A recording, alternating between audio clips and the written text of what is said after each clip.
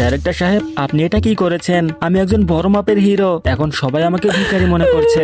সবাই আমাকে ধোকা দিয়েছে, এমনকি আমার বন্ধুরাও। আরে সে তো অনেক কষ্টে আছে। আমি জানি না কবে আমি ধনী হব। আরে আপনার কি হয়েছে? ভিখারি, কি চাও তুমি? হ্যাঁ, আরে এ তো আমাকে ভিখারি মনে করছে। দাঁড়াও, আমি তোমাকে বোতল খালি করে দিচ্ছি। আরে আরে এই নাও দাঁড়াও। বোতল, আর এখান থেকে চলে যাও। আরে আমি বোতল কেন নিব? আরে শালা, আমার কাছে মাত্র 50 টাকা আছে, চলো তোমাকে খাবার কিনে খাওয়াই। আরে এতগুলো খাবার, সব খাবার তো মজা করে খাবো।